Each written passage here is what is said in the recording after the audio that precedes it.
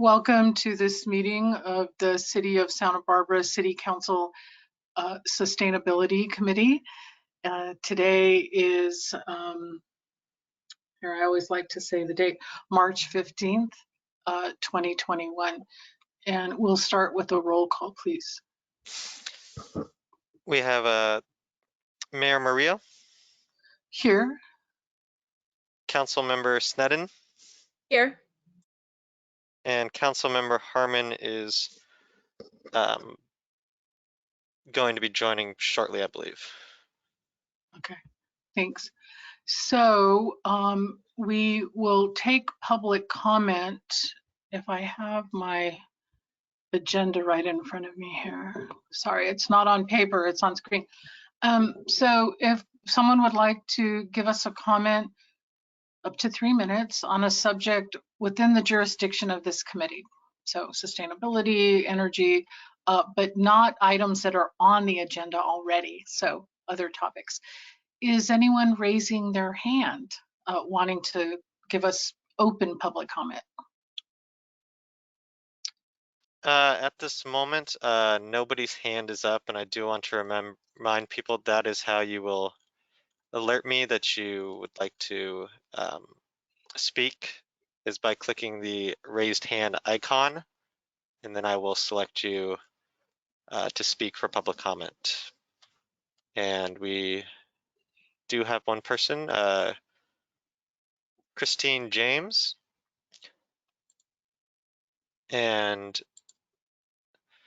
if you can go ahead and unmute yourself.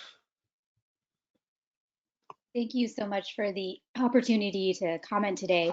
My name is Dr. Christine James, and I'm actually a member of Climate Health Now, which is a healthcare professional organization that recognizes climate change as the public health emergency of our lifetimes. As an allergist immunologist, I've cared for people of all ages with chronic respiratory diseases like asthma and COPD. And with COVID-19, a lot of my patients ended up staying indoors to minimize their chances of acquiring this disease. However, their exposure to indoor air pollutants like methane gas and nitrogen dioxide from their gas stoves and other appliances also posed a risk in worsening their breathing control. And children who grow up in homes with gas stoves are 42% more likely to develop asthma symptoms. And homes with gas stoves actually have nitrogen dioxide levels that are 50 to 400% higher than homes that actually use electric stoves. And I'm very invested in my patients of color and those who live in lower income disadvantaged communities, as diseases like asthma are more prevalent in these populations. So while I'm already concerned about their underlying health issues, my patients in these groups also experience higher cumulative air pollution exposures, both indoors and outdoors. And that's why, for all of these reasons and many more, I'm strongly encouraging the city of Santa Barbara and really just anywhere in California to really consider switching to an all-electric framework, so that we can really transition off of fossil fuels entirely. In the words of Naomi Klein, our challenge is less to save the earth from ourselves and more to save ourselves from an earth that, if pushed too far, has ample power to rock, burn, and shake us off completely. And unless we really recognize this relationship between climate and health and really take the steps to address this issue, I'm very concerned that we will continue to suffer the consequences of our own inaction. Thank you. Thanks so much. I believe that was a comment for item 3. You were on a roll there. I didn't want to stop you. So thank you so much for that. We'll close open public comment unless Mr. Moen, someone else is raising their hand for an item that's not on the agenda today. At this time, nobody else has their hand raised. Okay, thank you. We'll close public comment and go to item 2. So we have another item on our agenda besides the REACH code. Number 2 is overview of Senate Bill 1383, short-lived climate pollutants, methane emissions. Ms. Irely, go ahead, please. Good afternoon, Madam Mayor and committee members. I'm Renee Irely, Environmental Services Manager, and today I'm going to be providing you an overview of SB 1383. I'll explain in detail what it entails, going through its requirements, our city's responsibilities in complying with it, and some next steps that we need to take. Next slide, please. So SB 1383 was passed in 2016. And it's the most significant waste reduction mandate in California in the last 30 years. It sets a 75% organic waste disposal reduction by 2025. That translates to more than 20 million tons annually statewide. The law also requires edible food to be recovered. The law targets organic waste for two reasons. It's the largest percentage of waste, and it creates significant greenhouse emissions via methane. SB 1383 establishes a statewide target rather than by jurisdiction and establishes a more prescriptive approach than seen in the past under AB 939. Statewide regulations have been recently adopted in late 2020. These regulations require us to implement specific actions rather than other more general targets, and I'll go into more detail in a minute. So for definition, organic waste for this legislation includes green waste, food waste, wood waste, but also fibers such as paper and cardboard. Food waste alone is the largest waste stream in California, somewhere between 80 and 20% based on recent waste characterizations. And the state is also requiring us to recover 20% of disposed food waste that is edible and diverted to organizations such as food banks and nonprofit meal programs. Additionally, landfills are responsible for 21% of the state's methane emissions. They're the third largest producer of methane, and for every 2.5 tons of food rescued, it's the equivalent of taking one car off the road for a year. Next slide, please. So SB 1383 builds on mandatory organics recycling law, AB 1826, which you may be familiar with, which the city of Santa Barbara has been implementing successfully since 2016 and has been a leader statewide. The 2022 is the year when requirements take effect and become enforceable. And while we need to start demonstrating compliance then, the two major goals of 75% diversion and 20% edible food recovery are required by 2025. Next slide, please. So there are 6 areas of compliance. There's organics collection, edible food recovery, education, procurement, capacity planning, and enforcement. I'll go over each and our status in the next few slides. Next slide. For organic waste collection, this means we're required to provide collection service to residents and businesses for all organic waste, including green waste, wood waste, food waste, fibers, etc., which we are doing and will continue to expand and evolve those services over the next couple of years. Containers must have prescribed colors, much like we already have in place. There are requirements for container labeling and contamination monitoring as well. But more importantly, there are options for collection that either source separates the waste into separate bins at the curb or transports unsegregated waste, just the trash, to a facility that recovers 75% of the organic content collected from the system, as the resource center is hopefully able to accomplish and is designed for. Our system currently, and as we plan into the future, will continue to be a combination of both, source separated and unsegregated. Next slide, please. SB 1383 requires that we strengthen our existing infrastructure for edible food recovery and food distribution. This means ensuring that there are edible food recovery organizations that have enough capacity. This is largely an uncertain element for most jurisdictions. Regionally, here in Santa Barbara County, we entered into a capacity and needs assessment to determine existing infrastructure, any gaps, along with potential funding needs to create a successful system for ourselves.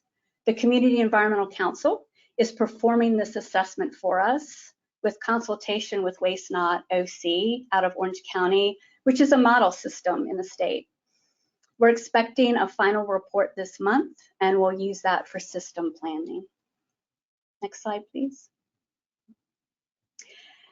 SB 1383 also requires education to be provided to all businesses and residents on collection service requirements, and when applicable, education needs to be provided in Spanish and other languages. Environmental Services already has a robust business outreach program and team, and is considered a model in the state. We already conduct outreach in Spanish, and we have a full-time Spanish waste reduction coordinator, so we're well placed for this element. Next slide, please. Procurement. This new law requires us to procure certain levels of compost, renewable gas for transportation vehicles, electricity, heating, or electricity from biomass conversion produced from organic waste. We have a lot of flexibility in what we have to procure, but there is a target for us based on population, and CalRecycle is finalizing those targets for us, and we'll know that sometime in the next couple of months. We also must procure recycled content paper under this legislation, which we have been doing for many years. And procurement doesn't necessarily mean purchase. We can use our own compost, mulch, renewable electricity that's created. It's to be determined how the material processed at the resource center will be allocated back to the jurisdictions, but we're in conversations with the county about that currently. We're also in the final stages of updating the city's existing procurement policy, working with general services and other affected departments, and we'll be rolling it out citywide. We're also creating a citywide reporting system to simplify and organize our tracking requirements for this element. Next slide, please. Capacity planning. CalRecycle estimates it will take 50 to 100 new or expanded facilities to reach its goal of recycling an additional 20 to 25 million tons of organic waste annually, statewide. This is a big lift. Currently, there are 34 out of 188 compost facilities that accept food waste, and there are 14 anaerobic digesters in the state. The Resource Center obviously is a very important advanced facility to supply this need and this transformation of materials. But they will have to go through testing and certification to confirm that they are a high diversion processing facility and able to meet the requirements of the organic content recovery rate. Again, that's 50% currently and 75% by 2025. As designed, the Resource Center is in the process of coming online, and it's designed to divert an additional 60% of waste from the landfill to bring the region to about an 85% total diversion rate.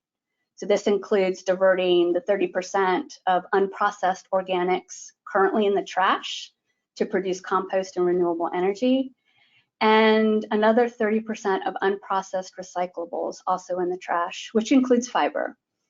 So it is designed and anticipated to meet this state standard. As I mentioned, the Resource Center is in the process of coming online right now. We're going through final commissioning, and it should be operational by May or June of this year. There's extensive testing and documentation to allocate materials and percent recovery to each of the jurisdictions, and that's also being finalized. Next slide, please. Enforcement and inspection. The city must have an enforcement ordinance specific to this legislation in place by July 1st, 2022 as part of the regulation, but we're not required to enforce until 2024. So while we have a mature code enforcement program in place, this is a new requirement, and we'll be bringing it back to you and the Ordinance Committee in August 2021.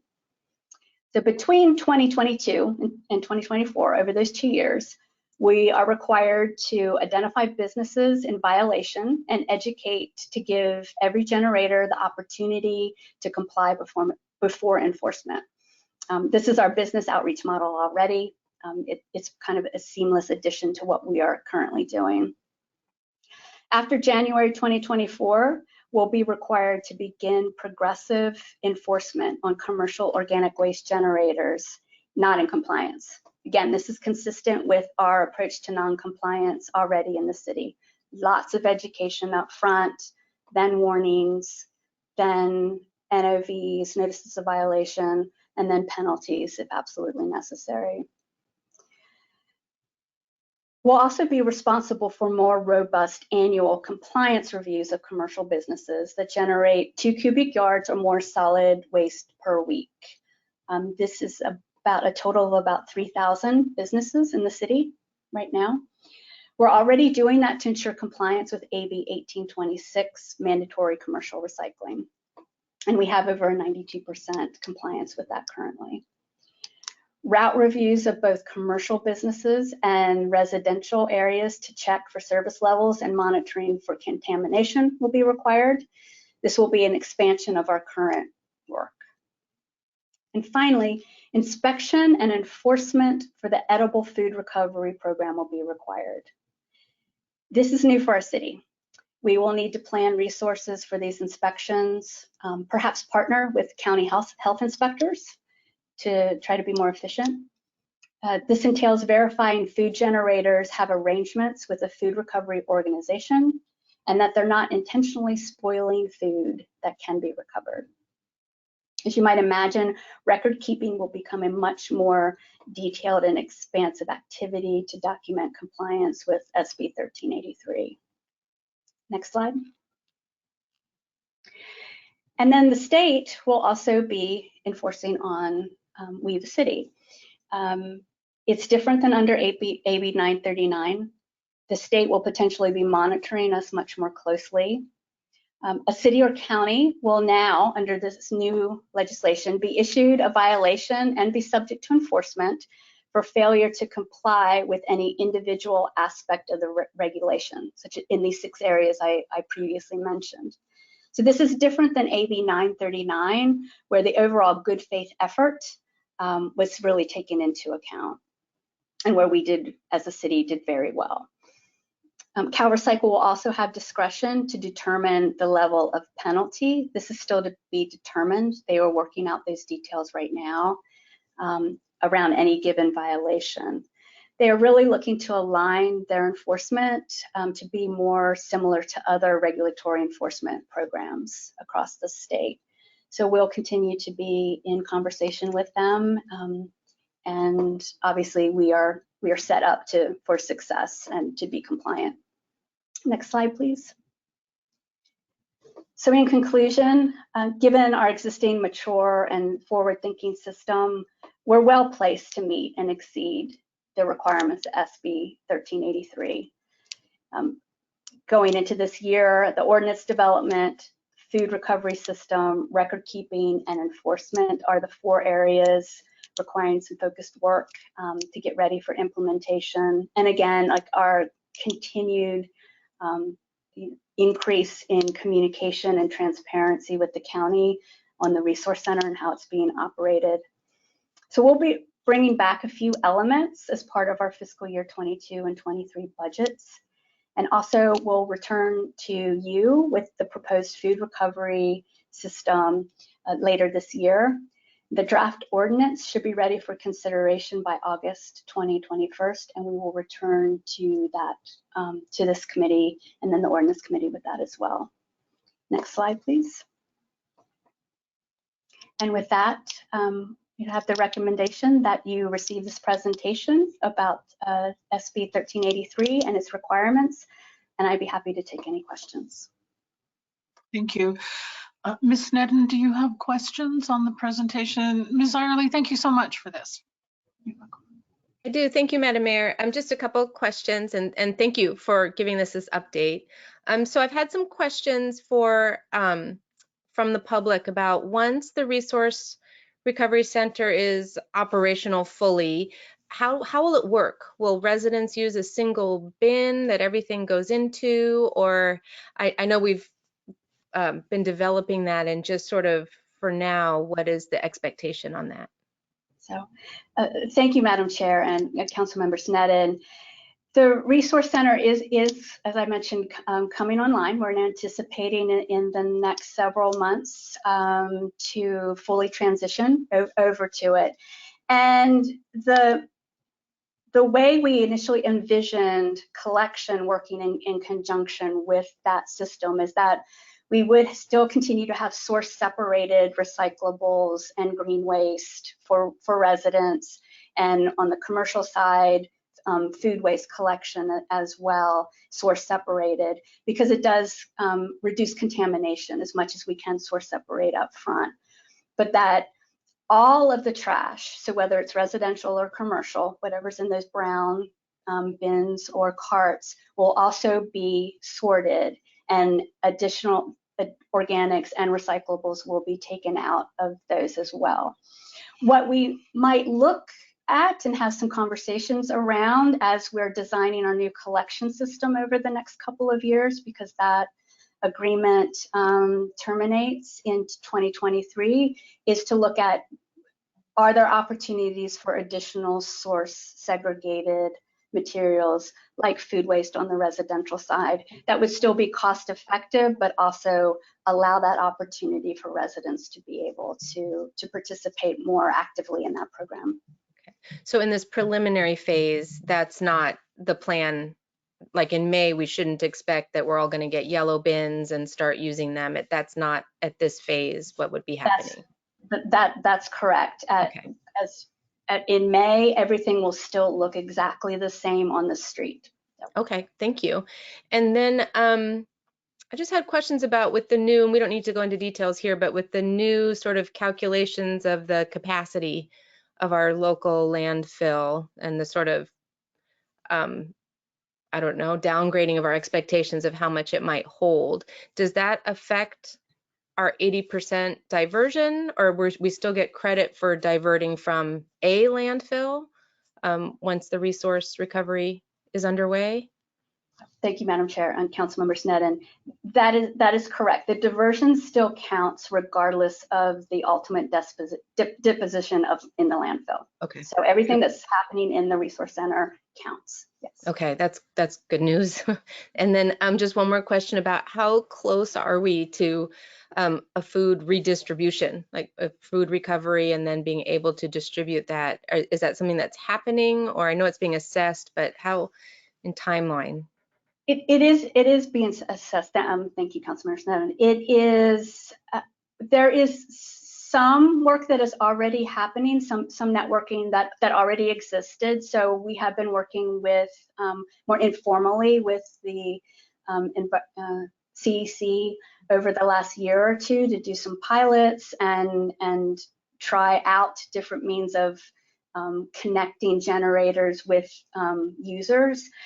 The assessment, which we expect to receive later this month, will really lay out where those gaps are. So is there a shortage of end users? What are some of the boundaries that difficulties that the generators are having in packaging food and getting it? Is there a shortage of transportation and infrastructure in between? So once we look at that, then that whole system and identify those gaps, and then we'll have a much better sense of how to fill those gaps and what sort of funding might need to take place. And ideally, that we would be creating a regional system, because it's really the most efficient and cost effective for all of the jurisdictions if we're working together. So that's our goal. Thank you so much. I think that's really exciting, and I think that's something that people have been calling for, and I'm really excited to hear about that. Thank you. You're welcome. Thanks, Ms. Sneddon. Ms. Harmon, do you have questions? We can check and see if there's any public comment on this item. No, Madam Mayor, just my thanks to Ms. Irely. Learning a lot. Thank you. Thanks. Mr. Moen, are folks raising their hands? I don't have questions. Thank you for your good presentation. At this moment, there's nobody with their hand up for this item. Okay. Well, then I would entertain a motion. Excellent presentation, and these laws come down, and I'm glad to see that we're ready to move on the requirements. Good work to our staff. And do we need a motion to accept the presentation? Yeah, there was a recommendation. So go ahead, Ms. Sneddon. I move to accept the report as recommended by staff. Second. A second from Ms. Harmon. Very good. We'll take a roll call vote. Mr. Moen? Mayor Murillo, Aye. Councilmember Sneddon, Yes. Councilmember Harmon, Yes. Passes unanimously. Thank you. We'll close this item and we'll move on to the next one. I guess I read it last time. Mr. Moen, how do we do this? Usually you read it into the record as our clerk? I'd be happy to read it. Go ahead. The next item is the proposed ordinance enacting a prohibition of natural gas infrastructure and new construction. Thank you. So we welcome staff to start the presentation and conversation. Ms. Parento, good to see you. And take it away, please. Thank you, Madam Mayor and committee members. We are back today to review a draft ordinance with you prohibiting natural gas infrastructure in new buildings. So next slide, please. Just a quick overview of our agenda today. We're going to do a quick recap of where we've been thus far in this process and provide some reminders of direction that you've given us and why we're investigating a natural gas prohibition. We're going to go through the draft ordinance in detail so you can see what's included in there. And then we're going to address some of the questions that were raised at the January 12th council meeting around this issue, specifically with relation to reliability and resilience of the electric grid, some social equity questions that were raised, and then we'll provide a recommendation and some concluding thoughts. Next slide, please. So first and foremost, a little bit of background. Next slide, please. We're here today because we are looking to accomplish your council's goal of achieving carbon neutrality by 2035. As we mentioned in the January meeting, there is no one solution that will get us to carbon neutral. And so we are looking at all of the many pathways and strategies that we can take to achieve your goal and also dramatically reduce local greenhouse gas emissions. So today, next slide, please. We're looking specifically at building decarbonization and the opportunities that we have there. Next slide. So again, as a recap, the building sector accounts for nearly 40% of our local greenhouse gas emissions. That's this yellow piece of the pie on your screen.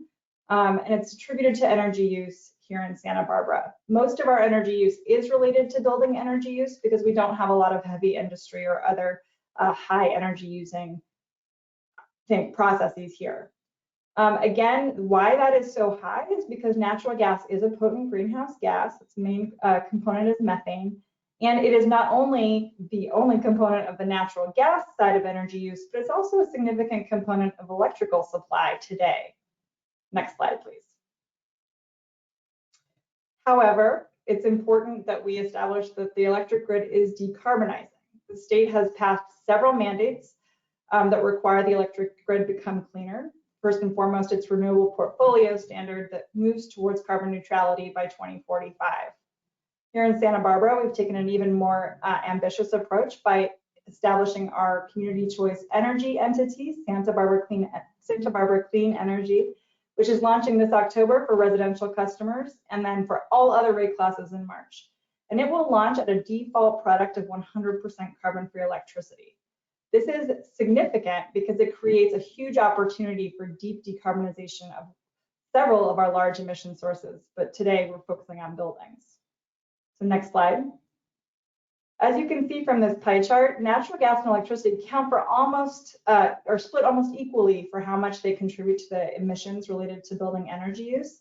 And when our electric grid is decarbonized through its carbon-free electric supply, that 20% of building-related greenhouse gas emissions all but goes away, leaving us an opportunity to focus on the natural gas side.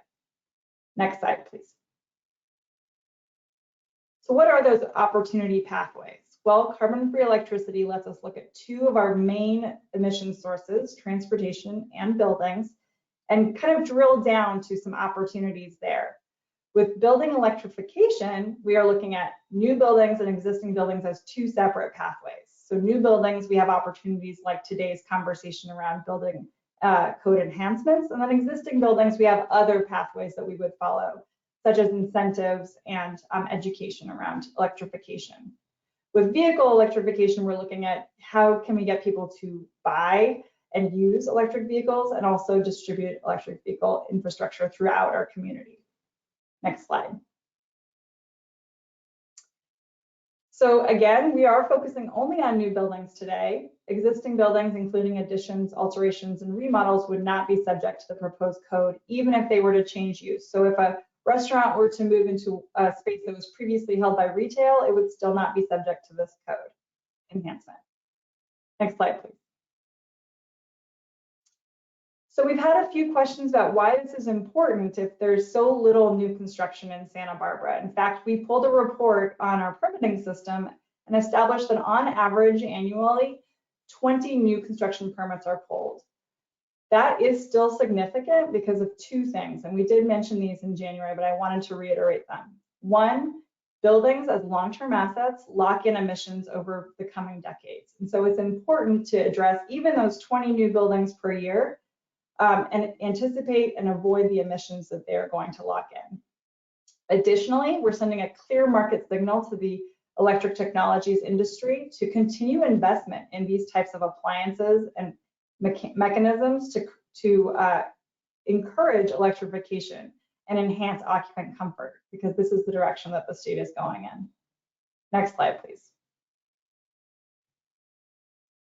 We also wanted to update you on some education and outreach efforts that we have undertaken since we last spoke with you. Staff held 2 webinars to address some of our frequently asked questions that we've received, and they are now available on our website in both Spanish and English.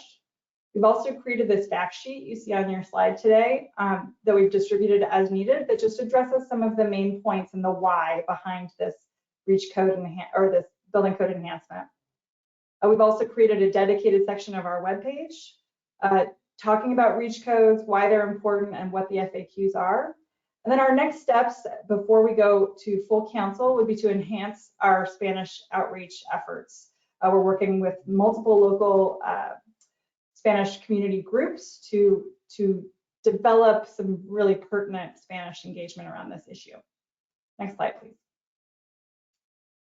All right, so the draft ordinance. Next slide. First, I wanted to review the findings, and the findings are really the reason behind why we're establishing this ordinance. The ordinance includes 9 findings that support the language that we've written. Next slide, please. So first, natural gas combustion emits greenhouse gas emissions and contributes to global warming. Second, as a coastal city, Santa Barbara is particularly vulnerable to sea level rise, and we're already seeing those impacts as exacerbated by climate change. Third, again, being a coastal city that's flanked by mountains on the other side, we're particularly vulnerable to wildfires, and that is also exacerbated by climate change. Next slide, please. Additionally, city residents have existing health conditions that are adversely impacted by poor air quality, including respiratory conditions, asthma, and cardiovascular disease. 5, existing adopted plans, such as our Strategic Energy Plan, our Climate Action Plan, and the recently adopted Sea Level Rise Adaptation Plan, all recognize the need for far-reaching and immediate actions related to climate change. Next, electricity use in space and water heating in particular result in a decrease in greenhouse gas emissions. In fact, it's a very significant decrease. Next slide, please. Lastly, all electric buildings benefit the health, welfare, and resilience of Santa Barbara for the reasons that we outlined in previous presentations and will continue to outline in today's presentation. Next, the most cost-effective time to integrate electrical infrastructure is during the design phase, when it can be designed to accommodate the capacity needed. And 9, it is the intent of council to eliminate obsolete natural gas infrastructure and its associated greenhouse gas emissions in order to achieve the carbon neutrality target and eliminate emissions in Santa Barbara. Next slide, please. All right, in terms of applicability, we wanted to go over who this ordinance applies to. Next slide. So the new ordinance applies to all newly constructed buildings to which a permit application is submitted for after July 1st, 2021. We selected this date as a good starting point for discussion. It is a placeholder. So if you feel a significant need to move that date up a little bit or back, that is one of the things we're looking to confirm today. Additionally, this ordinance does not apply if the applicant can establish infeasibility. And some things that would indicate infeasibility would be that an all-electric compliance pathway does not exist, that the technology for electrification is not commercially available.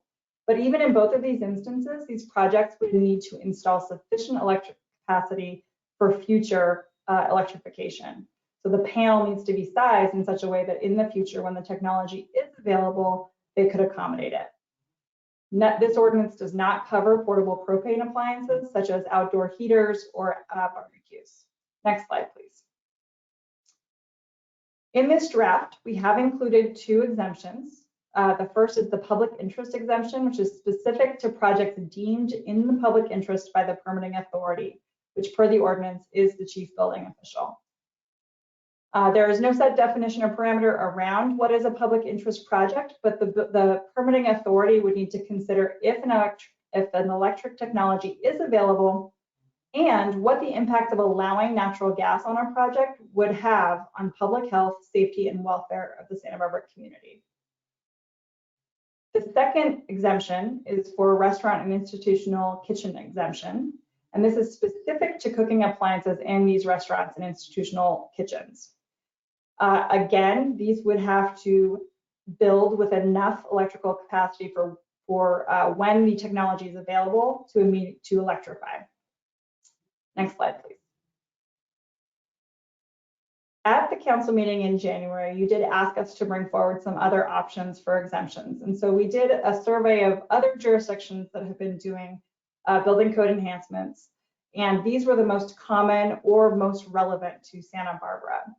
So laboratories and clean rooms might want to allow natural gas for their purposes of experimentation. Pools and spas, such as hot tubs, might want to allow it for water heating.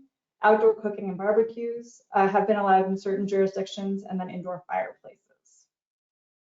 Next slide, please. All right, touching upon reliability and resilience quickly. Next slide. So again, the question was raised in January of, can the electric grid handle this transition to all electric buildings and vehicles in one fell swoop?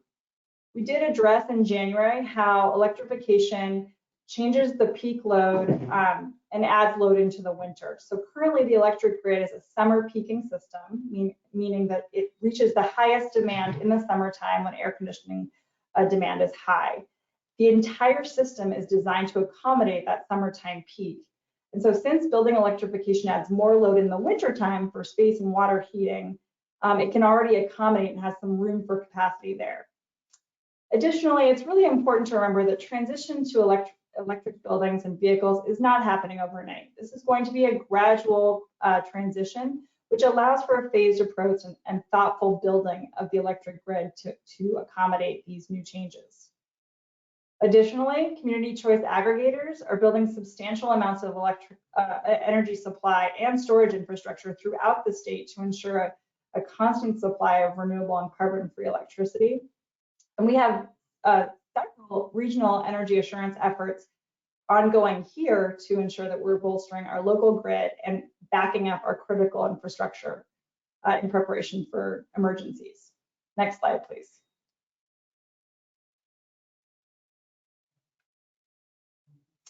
And then Edison, Southern California Edison is also taking a pretty dynamic approach to making sure that their grid is ready for this transition. They're investing significantly in grid hardening, meaning they're protecting their wires and their conductors so that there's less vulnerability to wildfire.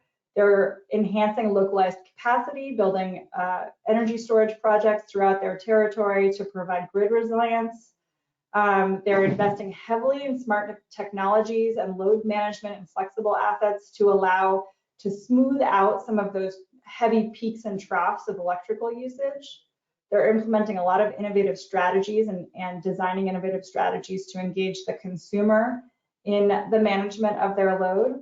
And they're even looking at an interstate energy balancing approach that would allow us to harness, the daytime sunshine of California and Nevada, the heavy wind loads of Arizona, and then the hydro in Oregon and Washington to balance out our various production surpluses. Next slide, please.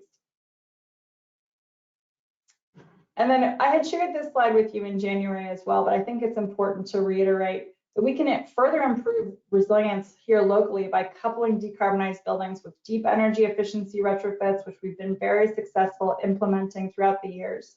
Additional local renewable energy supply, which we are continuing to build out and look for additional opportunities on. Certainly coupled with battery and thermal energy storage systems, which will allow us to carry that renewable energy throughout the evening hours when solar is not producing. And then by being bold and pursuing technologies that are innovative and new, such as smart building capabilities and vehicle-to-grid technologies. Next slide, please. And again, to address the role of go back one slide. Back one slide, please. Thank you. To address the role of natural gas is being phased out of electrical supply just based on the renewable portfolio standard directives. But again, this will be gradual. It will take time to phase the natural gas supply out. And so there's still very much an opportunity for renewable natural gas and hydrogen to play a role. And as we mentioned before, these are very valuable tools to solve for hard to reach applications such as freight, already existing buildings that are harder to electrify and other interim solutions. Next slide, please. There were a number of social equity questions that were raised in the January meeting, and we wanted to address them in a thoughtful and holistic manner. So next slide. What we're looking at when we're thinking through social equity with relation to this effort, but also the bigger climate effort picture that we're doing is who is most impacted by climate change and who is most impacted by this effort. And that specific question is broken down into 3 areas of interest: workforce, utility ratepayers, and those with certain health conditions. So we'll go through each of those. Next slide, please. So who is most impacted by climate change? Well, it has appeared that the frontline, low-income, and disadvantaged communities are disproportionately impacted by climate change. The list here just shows a few of the ways in which those impacts can more aggressively impact those populations. For example, reduction in crop yields leads to increasing food costs, reduced access to water due to a competition for the resource, increased heat exposure and vulnerability. And even here locally, we saw this last one very significantly during the Montecito debris flow, where even the access to work and economic opportunities was severely hindered by the closure of the 101 freeway, cutting off a lot of our lower income folks who choose to live south where it's a little bit cheaper to live, and they could not come into work in Santa Barbara. And so these are things that we want to be considering as we're looking at the social equity of our climate efforts. Next slide, please. Additionally, we know that workforce is of concern, and we want to manage a just transition for all of our workforce here locally in the Santa Barbara community. And on this note, the state is currently working on a just transition roadmap, which is due out July 2021. And this should help local jurisdictions better design these programs to make sure we're not leaving anyone behind. So we look forward to receiving that resource. Otherwise, there are some local opportunities we can pursue. We can continue to engage the local unions to identify opportunities to align efforts. Since the January meeting, we've had several productive meetings with some of our local labor union representatives, and some really innovative and exciting ideas have come out of those conversations that we look forward to continuing. We can engage our local green energy industry, such as solar providers, to identify key area and career connections or opportunities for education that we can help facilitate. We can leverage local resources like the Tri-County Regional Energy Network, or 3C REN, that provides job training in these specific areas and can also help transition or look for opportunities of transition for these workforce members. Additionally, we can fold it into city processes. So such as any strategic planning process that the city is undergoing, we can always try to consider how we can look for opportunities for workforce expansion, such as in our climate action plan or even our downtown economic plan. Next slide, please. Affordability is another big social equity issue that we need to address with our climate efforts. And for this effort specifically, we are less concerned about it for a number of reasons. One is the significant increase in efficiency from most electric technologies really keeps utility bills roughly the same. Next slide. As you can see from where this red circle is, this graph is comparing different sources of space heating. And so in Santa Barbara, we would be looking at air source heat pumps for the all-electric building or a standard efficiency natural gas furnace for a mixed fuel building. And as you can see here, when compared just strictly apples to apples, heat output to heat output, they result in the same cost, despite the differences in electricity and natural gas rates. And that's really the key component to consider. It's not how much is a natural gas therm versus an electric kilowatt hour. That isn't an accurate comparison because of the efficiency of the electric appliances. Additionally, electric buildings have more opportunities to control costs by leveraging time of use rates with flexible and smart use technologies. Charging or using electricity during cheap or not off-peak times of day, and discharging or storing during peak or expensive times of day. And lastly, as mentioned in January, for most new residential construction, there is a solar requirement that can significantly offset any utility costs and create a significant cost advantage of these new buildings, since you can generate electricity on site with this advancement. Next slide, please. And then lastly, there's significant public health benefits, as our public speaker mentioned at the beginning of today's meeting. Reduced natural gas use in the home leads to improved indoor air quality. This is especially true today as buildings are required to be designed with a very tight building envelope, meaning that it traps indoor air in, and this is an energy efficiency measure and is very successful as an energy efficiency measure, but without proper ventilation, this also traps in toxic air pollutants.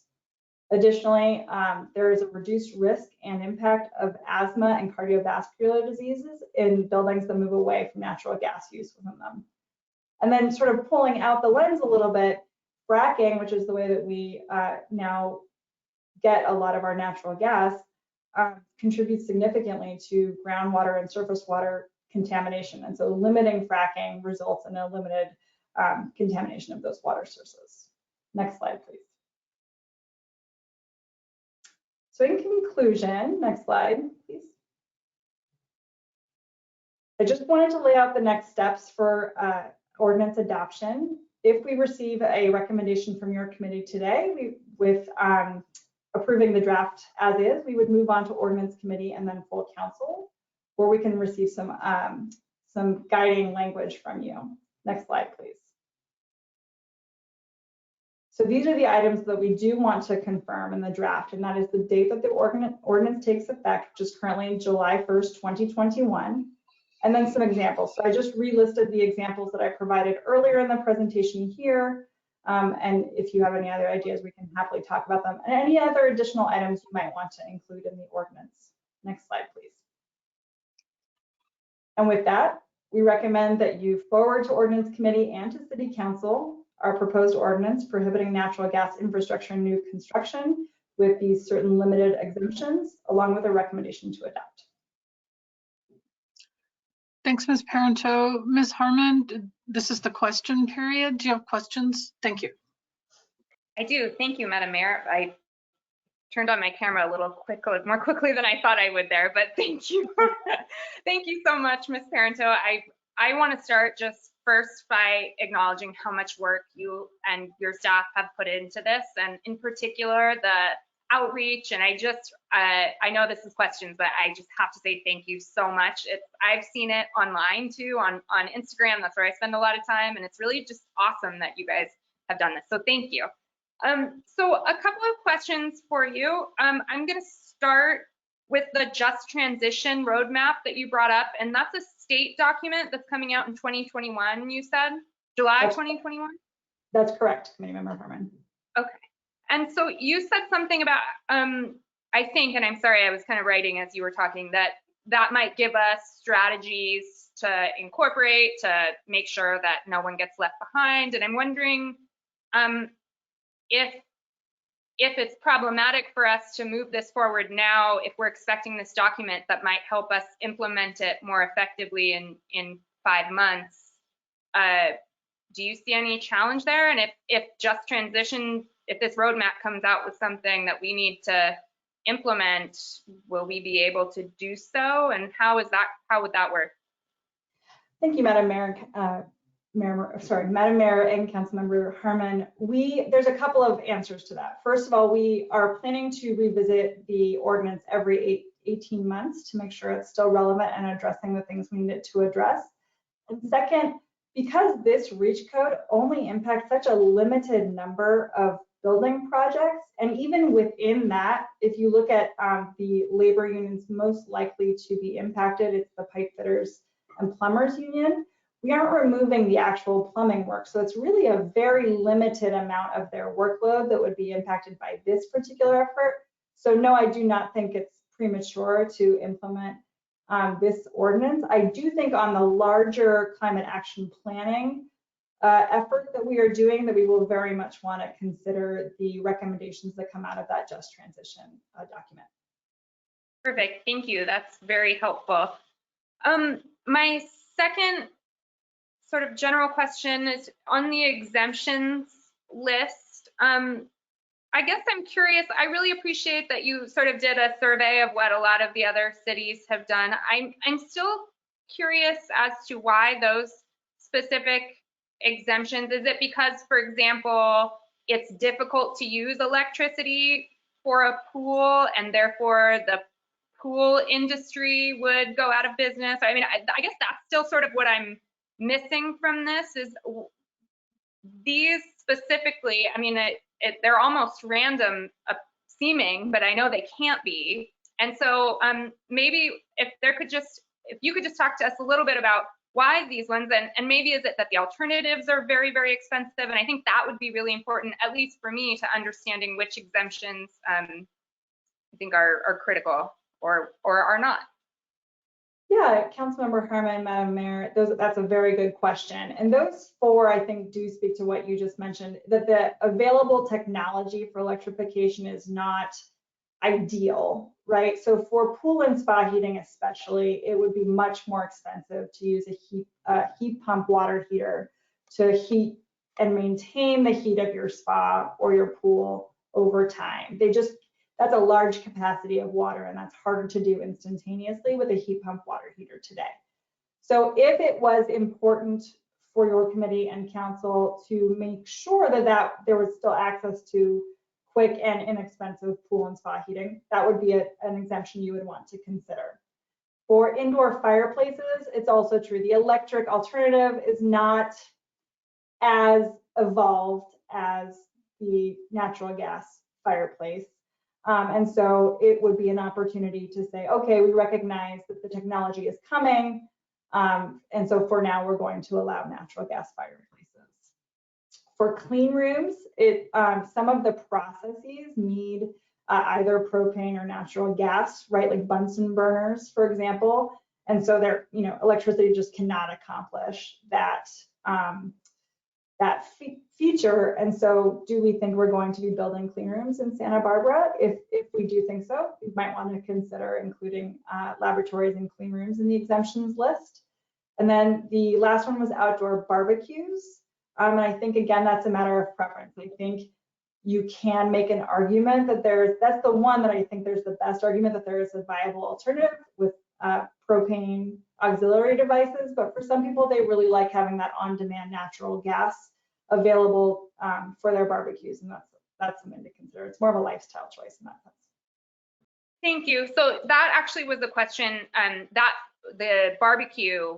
So we already say, I think you had a note in there, portable grills. So that would be, sorry, I don't have a barbecue, so I'm trying to like, you know, so that's, say for example, you see a barbecue outside that has the attached tank. That we're not talking about. We're talking about a barbecue that is like piped and you can't move it. That's what would be prohibited if we don't include that as an exemption. Exactly, yes. Oh, thank you, that's very helpful.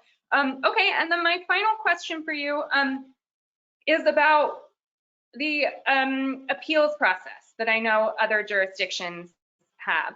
I personally was very interested in having an appeals process because I think in general it's a good thing in almost every context, and I was hoping you could just share with me and with us why we don't have that in there, and whether staff thinks that's a good or bad idea. If you could just talk to me a little bit about what an appeals process might be, why it's not here, and your thoughts on potentially including it. Yeah, thank you, Councilmember Harmon, Madam Mayor. We did consider including it when we worked with the City Attorney's Office to draft this ordinance, and ultimately did not include it, primarily because the public interest project and the infeasibility approach could both be considered sort of preemptively appealing the ordinance itself. But I would like to invite Mr. Henschke to weigh in on his feelings on the appeals process. He is with us today, if he is available. Mr. Henschke, welcome. Oh, we can't hear you, Dan. Can you hear me now? Okay. I got this little button on my headphone and it sits on my desk funny. I'm sorry. And sometimes I hit it and it turns everything off.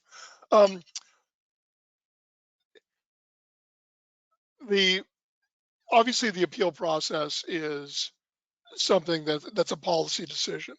Given the nature of this particular kind of ordinance, which is basically a development ban on new gas infrastructure, it seemed to us that the preferred policy decision was to simply create the exemptions within the ordinance itself rather than creating an appeal process, because we couldn't really figure out what you would be appealing and how that appeal decision would be made. And so our recommendation was to simply say, in new construction, you can't put gas unless you fall within one of these specified exemptions, and just make that policy determination on the front end. So that was our thinking. Thank you. One quick follow-up as my last question. Mr. Henschke, have you seen any jurisdictions, rather than specifically identifying exceptions the way we might do, say if you want an exception at all, you can appeal? I mean, I wonder if maybe, I guess my concern with specifically identifying exceptions is you could miss something that's necessary for someone and they're not covered if we don't have an appeal. Have you ever seen in a REACH code a jurisdiction that said no exceptions, but we're going to have an appeals process and you can appeal if you want? Yeah, cool.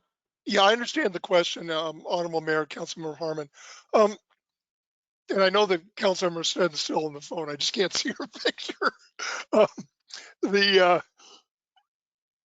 Didn't want to leave her out.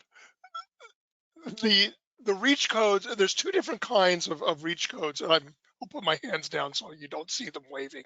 The one that we're talking about here is the kind of code that as a building requirement simply prohibits natural gas.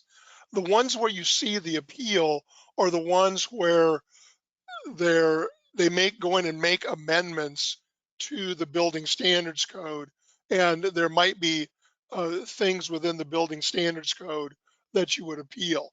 So no, I haven't seen in the kind of regulation that we're proposing that Santa Barbara adopt, I have not seen an appeal process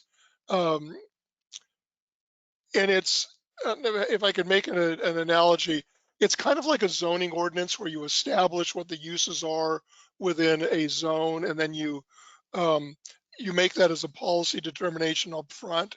And you normally would not have an appeal process except through like a conditional use permit where you set out those things that you would have a standard for, and then establish those standards and apply those as a quasi adjudicatory manner. But here, the kinds of reasons that you would grant an appeal, for example, it would establish a taking. Those aren't present.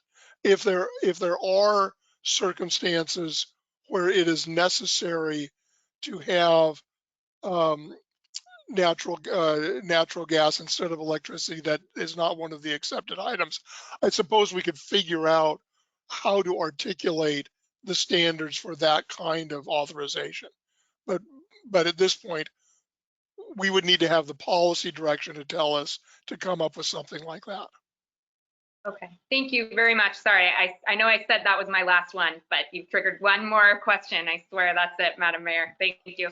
So Okay. Mr. Henschke, that makes total sense from a legal perspective, but I guess, so the REACH code that I'm most familiar with is the Ojai one, and they do have an appeal. So what, Ms. Parento, this may be a question for you. Do you know what they're allowing folks to appeal? Because they also have a long list of exceptions, if I remember, or exemptions rather. I can answer that question in part, and then I'll let Ms. Parento answer. Ojai has one of the other kinds of REACH codes. Ojai does not have the same kind of ordinance that Santa Barbara is proposing. And I did talk to the city attorney of Ojai about their code, and it's a different starting point. So that's kind of the reason. That's really helpful. Thank you so much. Thanks. Well, how is it a different starting point? Am I missing something, Mr. Henschke? I think so. Ojai, this ordinance is based upon the model that was the first developed by the city of Berkeley, and that model uses basically a very simple approach. In new construction, you can't have natural gas, and as opposed to taking the existing electric code and energy code and modifying the building standards code. So it's just a different starting point in terms of legislative drafting. We just thought that the approach that I'm going to call the Berkeley model was a simpler and actually more comprehensive approach. Great, thank you. To build on what Mr. Henschke was just saying, the other benefit of the Berkeley model is that it does not sunset with the code cycle. So we are not required to re-adopt it every 3 years. So instead, we're reevaluating every 18 months to make sure it's meeting the needs of the city, but it does not need to go through a full adoption every 3 years. Okay. Ms. Sneddon, questions from you then? Thanks. Thank you, Madam Mayor. Just a quick question. If we did have for fireplaces or for outdoor barbecues, is that the same new infrastructure, like the same size pipes, the same everything as it would be if you were then going to have gas stoves and a whole house? So okay. So if the goal is to minimize that, then any one of these exemptions doesn't fit exactly in that. That's generally correct, Councilmember Sneddon. You would still be continuing the gas line from the street into the building. You wouldn't be continuing the gas infrastructure throughout the building necessarily. It would just be to the point of use. But yes, you're negating the benefit of not expanding the gas infrastructure. Thank you. And is there such a thing as a propane indoor fireplace, or is it only through I am not familiar, Councilmember Shannon, with any indoor I propane don't think fireplaces. that there is. I just thought. thought I- However, there are some significant advances in electric fireplaces. I do want to mention that the technology is advancing, but it's arguably not comparable to the natural gas fireplaces. Thank you. Those are my only questions. Another question, Ms. Harmon?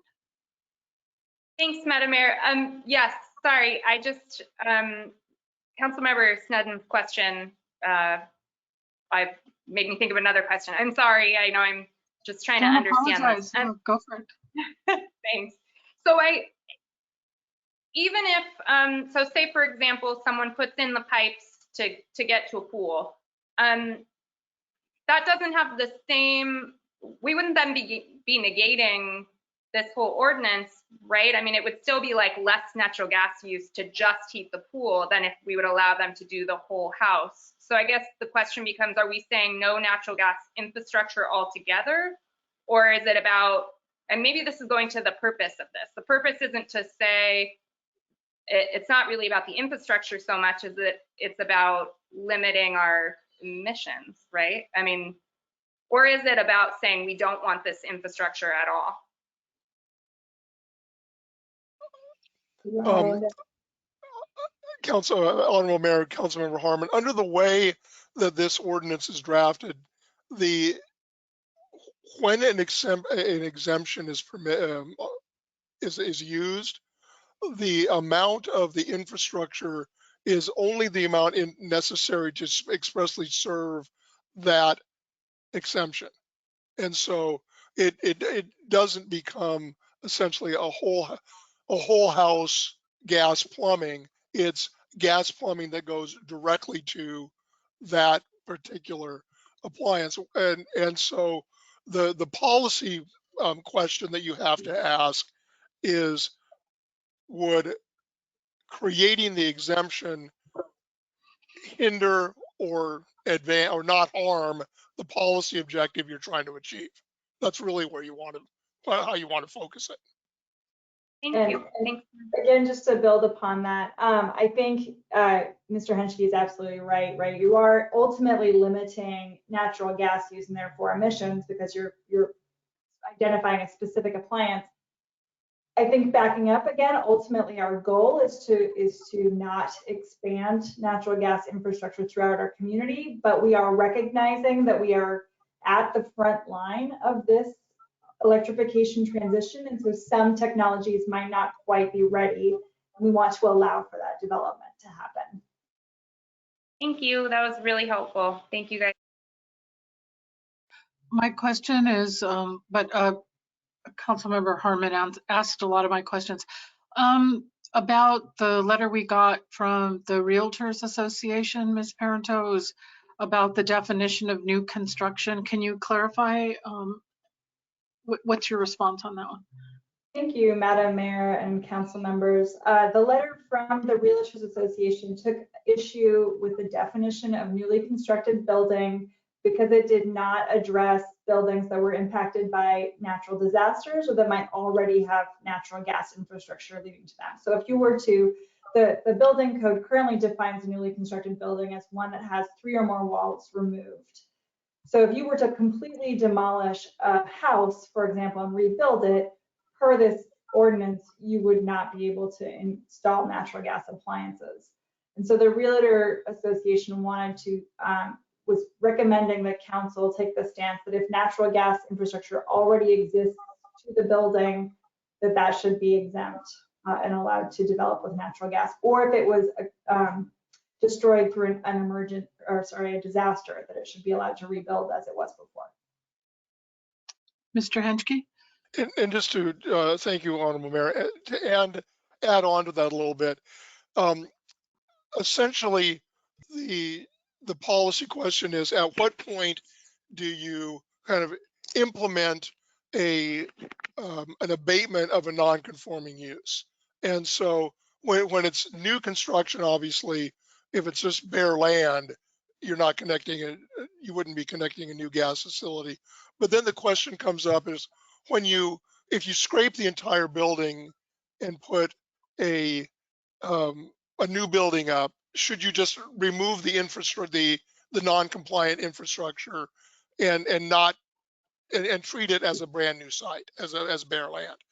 The next step is, the staff recommendation was, if you take down essentially the entire building, even if you leave one wall, that's enough of a complete reconstruction that you ought to implement the new requirement, which was no gas infrastructure. That's a purely policy choice as to where you want to draw the line for new development. And the question is really, how fast do you want to transition to a no gas infrastructure? That's really the question. This is an important point for us to ponder then. Thanks for the explanation, you two. I don't have any other questions, so we'll go to public comment. Mr. Moen, I'm sure we have people wanting to speak. May I ask a very quick question, Madam Mayor? Oh, sure. Yeah, please. Just in terms of the Montecito debris flow, since you asked the question, I'm not really aware of, in the city of Santa Barbara, how many homes this might have affected. I think in the county and in Montecito proper, there were many, but I wasn't sure if we have a number on that or not. Councilmember Sneddon and Madam Mayor, I don't have an exact number. I actually don't believe it impacted many homes within the city limits. And I think we're sort of anticipating what other natural disasters could happen here that might affect future buildings or buildings that needed to be rebuilt. Thank you. So that would be a major earthquake, maybe flooding, depending on, right? I hate to evoke any of these things, but Exactly. there would be a wildfire, sometimes just wipes out. Yeah. Okay. Let's go to public comment, and 3 minutes. Welcome, members of the public, to the discussion. We're happy to hear what you have to say. Okay, the first person will be Tim Mahoney. I'm going to go ahead and unmute you now. And if you could unmute yourself as well. Yes, thank you, Madam Mayor, members of the subcommittee. Tim Mahoney with SoCal Gas. I'd like to focus my comments today on the exemption section, 100.105, and right now it says commercial kitchens. I think that's a step in the right direction. However, I think we also have to look at Santa Barbara City has a very robust and exciting tourism industry. So that's the hotels, the motels, the B&Bs. Those need to be protected here, and they're now currently being able to enjoy natural gas. Many of the hotel motels do their own laundry, and that's the sheets and the blankets and the towels, etc. Those laundries need natural gas in order to be successful. If you look at the commercial laundry industry, of course, you've got Mission Linen in town, does a lot of the work for commercial activity hotels and motels, but also look at all the smaller laundry mats and smaller cleaners that are around town. All those laundromats that service our residents need that natural gas for the heating of the water and particularly for the drying of the clothes. Cottage Hospital and other healthcare people, they need natural gas. So when you're looking at these exemptions, you may want to have a much wider policy here so we're not hurting our employers and our employees. Also, if you look at the, and I really appreciate the discussion on the pools, the heaters, the spas, the hot tubs, the fireplaces. Those are outside of the building envelope. This ordinance should just focus on residential building envelopes and not the exterior of a property. And if you look at the Ojais to the south, the San Luis Obispo cities to the north, they've been able to carve out those type of exemptions. So whether, this ordinance is the Berkeley model and it has a different starting point or not, what do our citizens need? What do the local residents need? And I think they're going to want to have their pools, their spas, and their fire pits. So also, I don't believe we've talked about the ADU situation. And if a person is going to build an ADU on a property that has natural gas, that ADU should be able to use that natural gas. You know, and also when you're talking about building commercial property, many times a developer, the builder of the commercial, he doesn't know what's going to go exactly in there. So it could be an office space, it could be retail space, or it could be a restaurant. So if you allow a commercial building the flexibility to do plumb it for a multitude of different uses, then that person will have a much better time being able to rent out the space of that commercial opportunity there, the commercial building. So please expand that definition of all the exemptions that are in there. That would be ideal for me. Thank you. Thanks so much. Next speaker. The next speaker will be Steve House. And I've unmuted you, Steve. Are you able to Are speak? you able to hear me? We can hear you. There's a little feedback there. It's gone. Go ahead, Mr. House. Okay, I'll give it a try. I installed a new sound card and this isn't working, is it? I think you need to turn the Staff. sound down on something that's got the broadcast going. Your television or a computer. Are you there, sir? Staff will have to read my question to you. Okay. Or try coming back. Okay. He did write his question down because he thought there might be audio problems. Would you like for me to go through that? Yes, please. This is from Steve House. I am 100% in favor of this effort, but I have an issue with the implementation date. I believe it was tentatively June 1st. The draft language is not entirely clear, but the implication is you would have to submit for a building permit by that date. Considering how long it can take for a project to go through discretionary processes, including design review and potential staff hearing officer for mods, I would recommend the target date include applications for discretionary review in order to be fair to people who may already have large expenditures in the process but still won't be able to submit to building by 6/1. Okay. Thanks for that. Another person with their hand raised. Yes, this is Nick Harvey. I'm going to go ahead and unmute you now. So if you can unmute yourself as well, Nick. Can everybody hear me? Yes. Yes. Good afternoon, Mayor Murillo, Councilwoman Sneddon, Councilwoman Harmon. It's great to see you guys, even though we're not in person. You know, I have some concerns with the exemptions that have been put forth. You know, number one thing is this is supposed to be eliminating carbon emissions. And, you know, if you're going to ban natural gas from a home, what's the next thing that people are going to go to when they want to burn something in their fireplace? They're going to grab a piece of wood and they're going to put way more carbon emissions into the atmosphere than natural gas ever would. I have a big issue with that. Secondly, coming from a plumbing perspective, as that is my trade, that is what I work in, that's what I've been trained in.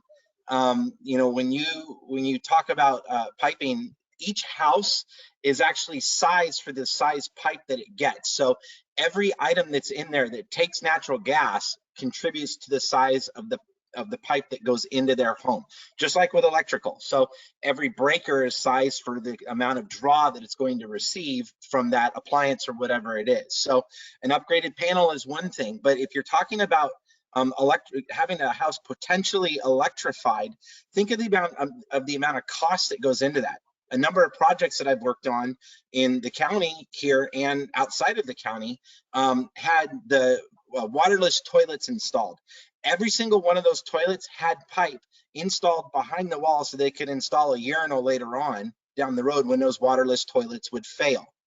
And the problem that you have with the waterless toilets, they're a great idea, they're a great thing, they use less water, but they eventually will fail because the technology hasn't come up to par yet.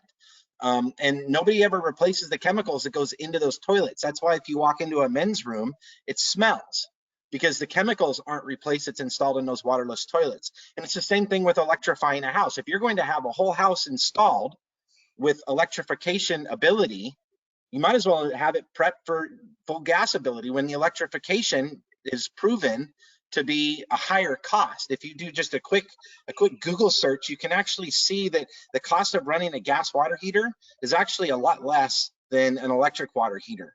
The electrical grid is way down. We're still dealing with brownouts here in the winter and things like that. So just a couple of things. I love the idea of unions being involved, as I am a union guy and I am involved in this.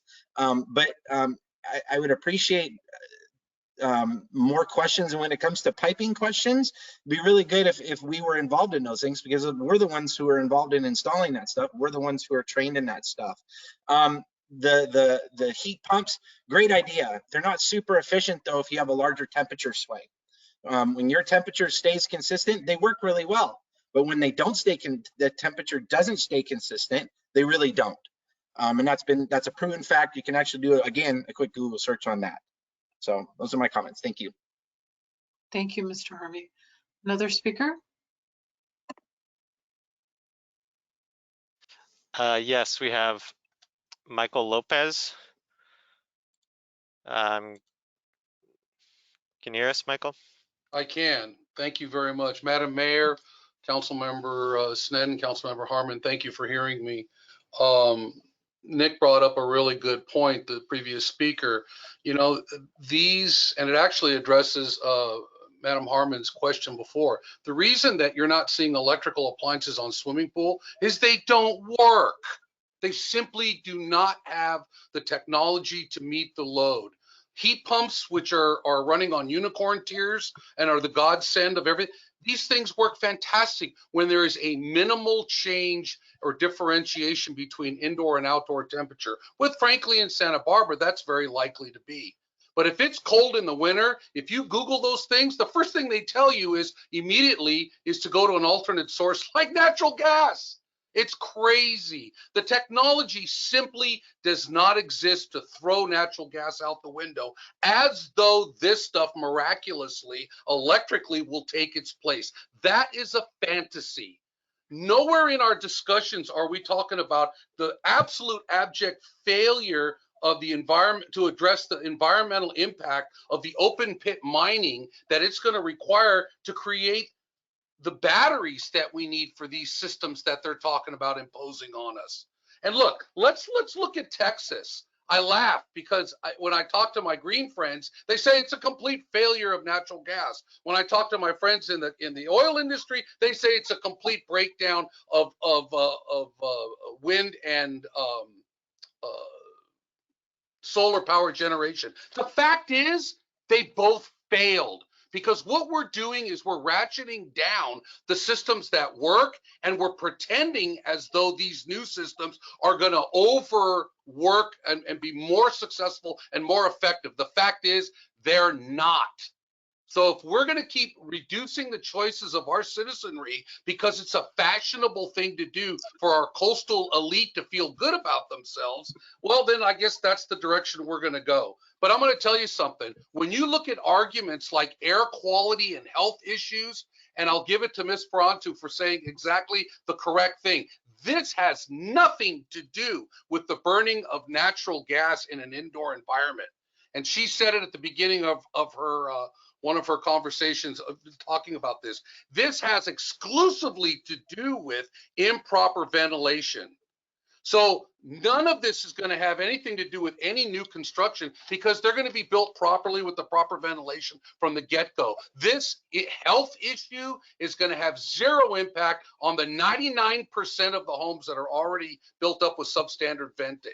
So let's not stack the deck with fantasy. Let's stick with reality, and let's set our people in our community to be successful. And as far as retraining us, let me know how much money you have budgeted for that.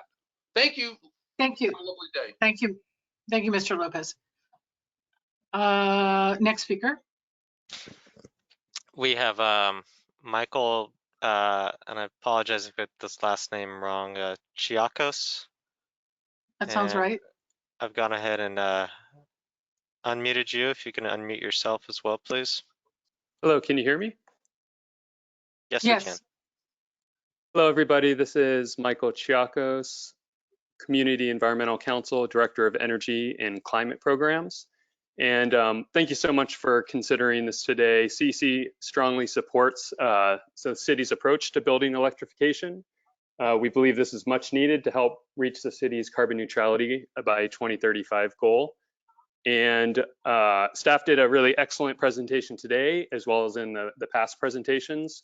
They especially did a great job at addressing the misleading and actually disingenuous comments from organizations like California for Balanced Energy Solutions and their allies. You know, frankly, many of these comments are red herrings. Even today in public comments, people are conflating the cost of electric appliances with resistance and heat pumps. You know, as the staff has outlined the ordinance with the 2 exemptions, that does seem sufficient. You know, remember that we're in a climate crisis right now, and we need to not water this ordinance down. It's really a slippery slope when you start talking about, well, should hot tubs and pools be exempted? You know, plenty of people enjoy these luxuries, right, with an electric hot tub, and they are luxuries, and they should be powered by solar, not by natural gas.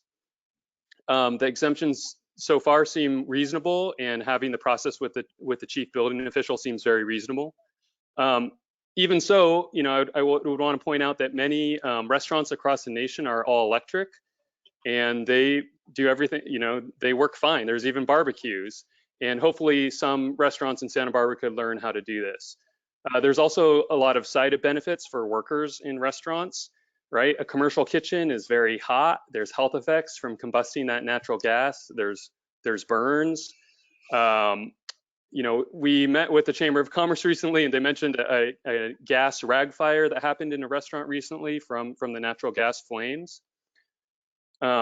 I want to note that, you know, this ordinance is aimed at new buildings, but that we've had many citizens contacting us that are interested in getting fossil fuels out of their existing buildings. I think there's a lot of demand for this. So hopefully Santa Barbara Clean Energy and the city will have info and programs to help citizens realize how they can retrofit their gas furnaces or water heaters with electric heat pumps. I just wanted to note finally, I was on a call with the 3C REN just a few days ago, and they were talking about a project that they're funding with People's Self-Help Housing. So they're actually doing 3 retrofit projects in Santa Maria and Guadalupe. So this is farm worker housing that they're retrofitting, hundreds of units. They're doing heat pump water heaters with electric, energy efficiency and solar on them. This will help to make sure that the renters get the benefit of the clean energy economy. It's going to heavily decrease their costs for utilities. I also want to note that electrification can really help to lower overall electricity costs. You know, space heating, you heard, is a winter load. That allows us not to need to build so many new power plants, and it reduces the fixed cost of our electrical infrastructure by spreading out across, you know, off-peak times. So Santa Barbara Housing Authority should be considering these retrofits as well. Thanks. I believe Ms. Sneddon needs to go. Would you like to leave us with some thoughts? And I do. If that's, obviously this is going to go to the ordinance committee. So yes, and I will. I apologize that I have a 3 o'clock, another meeting at 3 o'clock that I can't not go to as a voting member. I will say that I like the direction this ordinance is taking. I think this is for very few new developments, and I will listen to the further public comment before it comes to ordinance, but I would recommend that we move forward with the staff recommendation and really if there are exemptions, I think restaurant, I think I would be okay with that.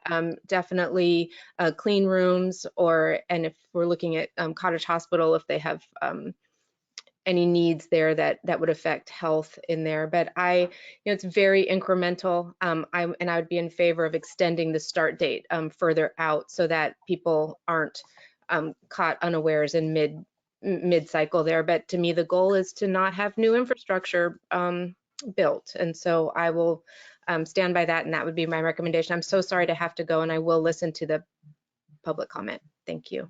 Yes, please. Thank you. See you later. We'll continue with public comment. Thank you.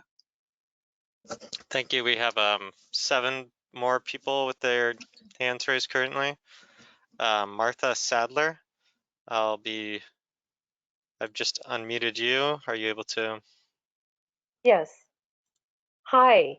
Good afternoon. I encourage you not to exempt commercial kitchens, especially now since new buildings will be more tightly sealed. And since they're grandfathered in, it's not clear to me why Santa Barbara restaurateurs would want this exemption, if indeed they do. Also, with regard to pools and spas, what with water heating being one of the most intensive uses, how important is it to encourage or incentivize more pools in Santa Barbara? It seems to me that the outdoorsy Santa Barbara lifestyle you want to encourage at this point in time is one that minimizes our carbon footprint. Thank you very much. That's all I have to say. Thank you, Ms. Sadler. Thanks. Next speaker. The next speaker is Krista Pleiser, and I've unmuted you. If you could go ahead and unmute yourself. Great, thank you so much. Thank you, Mary Murillo and Councilmember Harmon. I do want to acknowledge the letter which you have already spoken about, but just to clarify the standpoints of reading throughout the ordinance, it had specifically noted in different places that it was new construction, new infrastructure, and therefore that was why we had an issue and some questions regarding the definition itself of newly constructed buildings. It does say within there that if 3 or more exterior walls are removed and replaced, regardless of whether the replacement is in the same location on the parcel, what about those homes that have, say, an extension that they put in a while ago and it has 3 walls already, and it's like an abutment in the back that they, like, say, popped out like a den, or they popped out a bedroom to add, and they want to do something there and they need to take out those 3 walls, then that is now going to trigger this newly constructed building. And so it's just these ordinances are usually reviewed at a date down the road, and as such we ask that the definition be reviewed, and maybe add the fact that if it has an existing natural gas infrastructure, it is not constituted as new constructed building, and then it can be reviewed again at a later date. Thank you. Thanks. Next speaker. The next speaker is Karen Freeney. I've gone ahead and unmuted you. If you could unmute yourself, please. Or Karen Feeney, I'm sorry. Yes. Madam Mayor and Councilwoman Harmon, my name's Karen Feeney. I'm with Allen Construction.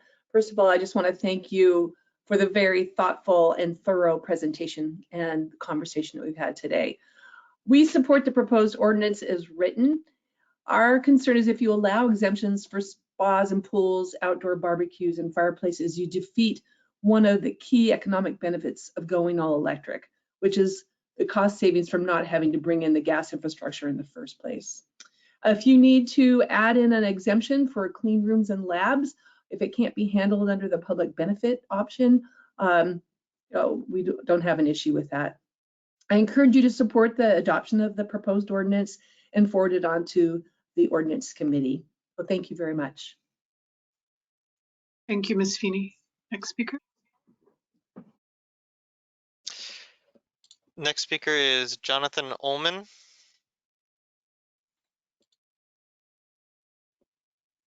And I've unmuted you, Jonathan. If you could go ahead and unmute yourself as well.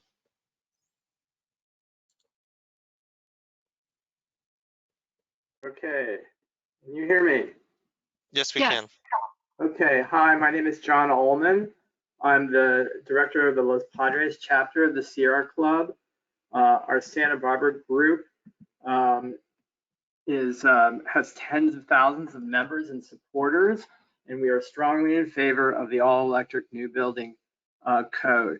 We're definitely headed in the right direction.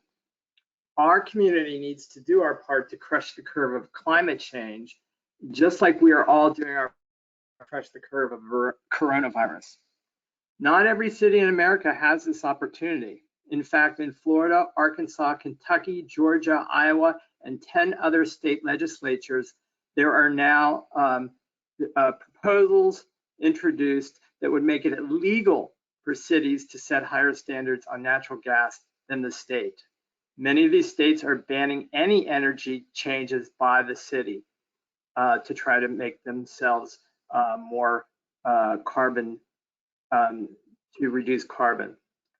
The state of California has given you the green light to take this exact action that you are considering.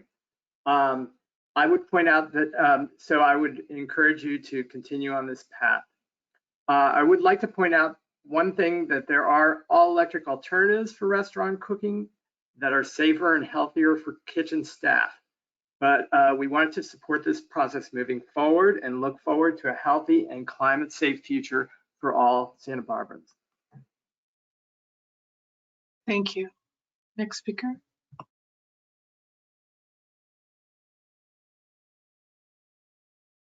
The next speaker is John Switalski.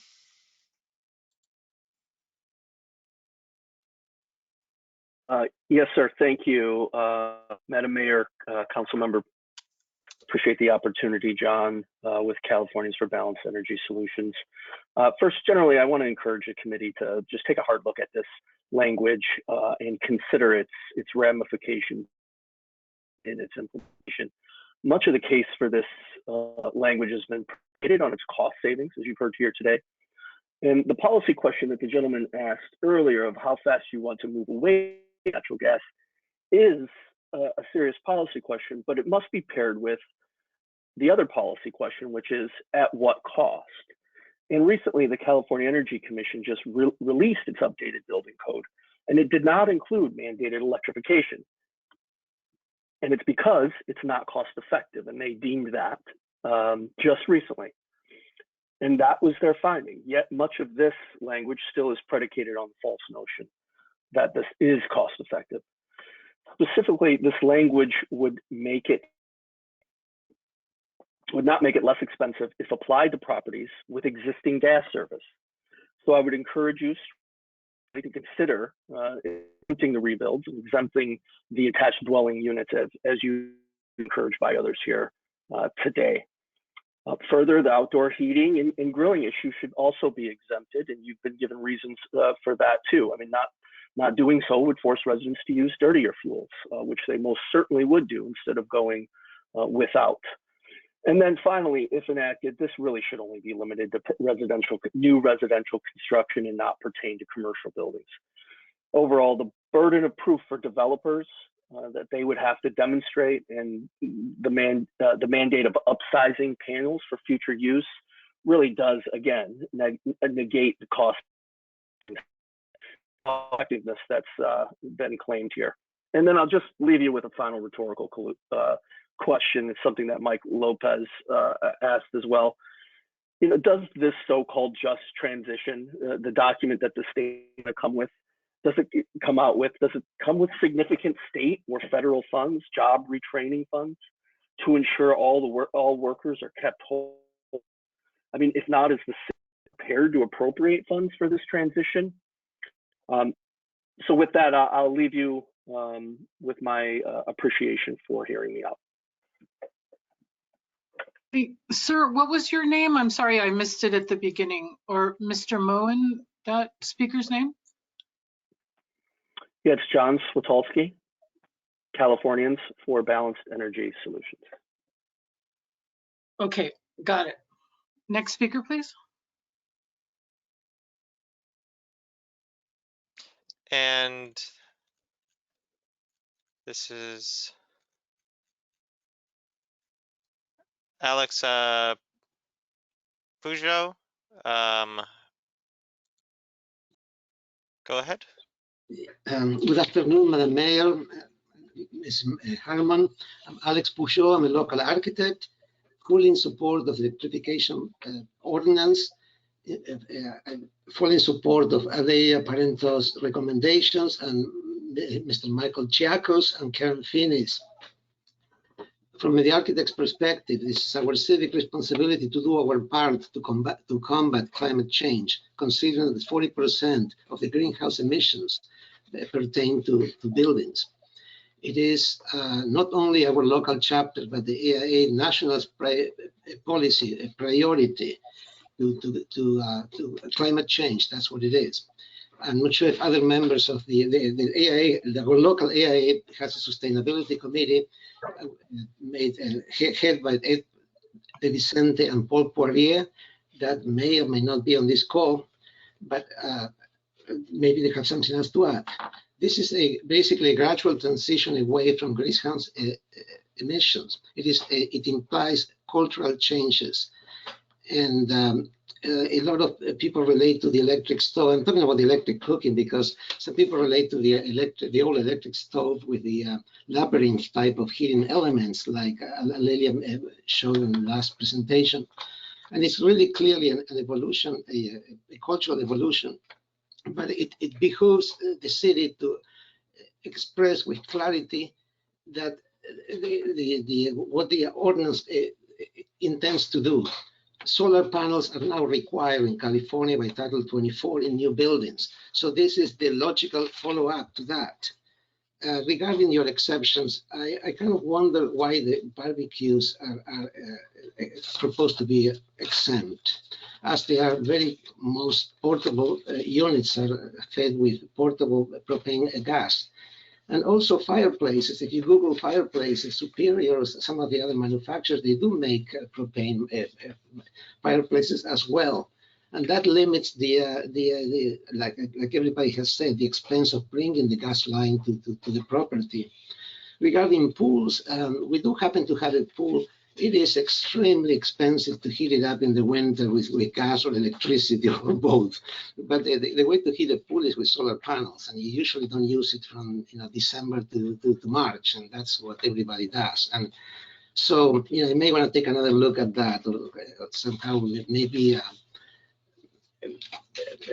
residential swimming pools is one thing, and a gym is something else. Maybe there's an exception there.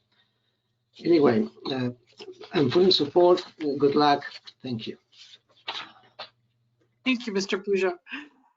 Next speaker. And this is the currently the last person with and it's Paul Poirier. Gone ahead and unmuted you. If you could unmute yourself as well, please. Hi. You guys hear me? Yes, we can. Yes. Paul Poirier calling. Glad I could make the call. I wanted to thank Aurelia for the excellent work she's done on behalf of the city of Santa Barbara, and just state that the AIA Santa Barbara and AIA California are behind the electrification of our building sector, and that we're in full support of the electrification ordinance and the work that Aurelia has done. I think we've sent you letters to that effect in the past and still carries forward. I think that a lot of the fear about this type of building is unwarranted. You know, we've been doing this kind of building for people because it makes the most sense. And there's plenty of commercial buildings that don't have natural gas. And there's big areas of homes in the county of Santa Barbara, at least, I don't know about the city, that didn't even run natural gas to that neighborhood. And those areas, like off of Patterson, where those neighborhoods exist, they're ripe for being retrofitted with induction cooktops and the kind of heat pump that can condition the space, provide heat and air conditioning. And I see a lot of opportunity with our city to be working along with the other 42 other jurisdictions that have passed electrification ordinances in California to really put California in the forefront. So I thank you for doing that. Thanks. Thank you, Mr. Poirier. Are you still talking? You had a lot of background. Okay. I believe this, yeah, it was just the background noise. So that is everybody from public comment. We'll close public comment if you're sure no one else is raising their hands. I think at the city council meetings, we were going to give the clerk a little more time to look through, and because sometimes people pop up after we're actually voting and they're like, wait, I didn't get to speak. So if you're sure no one else. Yes, I'm looking right now and there's nobody else. Okay. Thanks so much, Mr. Moen. So closing public comment. Ms. Harmon, if you're ready to speak to this issue, obviously it's going to the ordinance committee and then to the full council. Sure. What are your thoughts? Thank you, Madam Mayor, and thanks to everyone who's worked so hard to get us here, and to the public who's called in. I mean, I think our council has spoken pretty clearly that this is the direction that we're going in. Now it's a matter of kind of working through the specifics to make sure that we don't leave anybody behind. So I really appreciate this conversation. I think it's important to have. It'll be important to have it at ordinance and the full council as well. So I'm just going to kind of go through the open items and give my feedback. I would say in general, I think great work has been done to engage with the community. That was one of my major concerns early on, is that folks just didn't understand this or didn't know what it was about. And I mean, I said this during the question period, but really kudos to our city staff for their work in doing that, and particularly appreciate that extra effort will be going to communicating with our Spanish speaking neighbors. I think that's really, really important as well. So, and that was a big priority for me. And I really appreciate that Ms. Parento and her staff and the city attorney, that you've all done that. So appreciate that a lot. Okay, so extending, I'm gonna start with the start date. I don't know if you wanna go back to the slide that had the open issues. I think it was the one just before this, if that's available, but oh, perfect. Thank you so much. So the date the ordinance takes effect, I agree with Councilwoman Snedden on that. I think it was Mr. House that made that point. They're extending the start date makes sense given the length of our process, and I don't know what that would be. I mean, I guess I would look for some advice as this comes back to council about how we would negotiate that, but I do think it makes good sense given how much investment is made into projects going through our review procedures, that to make it, you know, June 1st pulling a building permit, you know, folks have already expended huge amounts of money. So I think we just need to think about that and be very clear, and perhaps provide options to us when this comes back to council with concrete examples about what projects would fall under this and what projects wouldn't. I know with some of the other ordinances we've put in place that affect building, there's always questions that we get about, well, I'm at point, T1 on my project, does this affect me? And it's really difficult to answer those questions. So I'll just say I am in favor of extending this a bit and giving a runway to folks so they understand when it will apply to them. But perhaps even more important than that is that we're very clear about when applicability begins, because that's been an issue on other things. And so I would really like maybe a concrete discussion of that when it comes back to council. On the exemptions, I agree we should include clean rooms and labs, though I think the point was very well taken that often a lab or a clean room could very easily fall under a public interest type exemption. But I think just for the sake of making it clear, I would fully support that. I think it's reasonable. I think we've also had a lot of conversation about diversifying our industry here in Santa Barbara, and to the extent we want to encourage the sciences to come here, this might be an important exemption to include. So I think it's reasonable. I'd like to have a conversation with the full council about it. On to pools and spas, I think it was Mr. Pujo who noted that gyms, for example, may need to be exempt, gyms that have pools.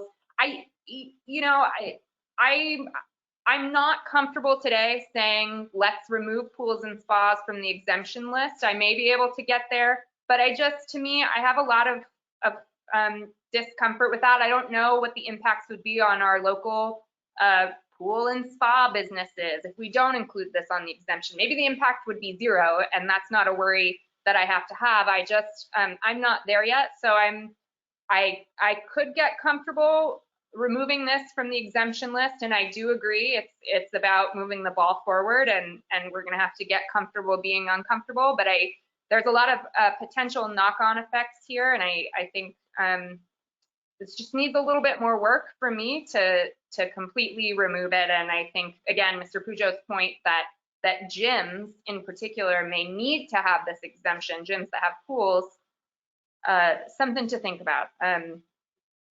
So then outdoor cooking, barbecues, there's such a convenient and effective portable option that I would be comfortable removing this exemption. I haven't heard anyone comment saying they cannot cook on a portable propane grill. So I think, I guess I should just say, Madam Mayor, that one of the lenses I'm using to look at these exemptions is there an alternative that's reasonable enough that will allow people to maintain their quality of life while also understanding the importance of what we're doing here as a community. I think it's clear there is a very reasonable and cost-effective and efficient alternative to a grounded outdoor barbecue, and that's a portable outdoor barbecue. So I would be comfortable removing that exception.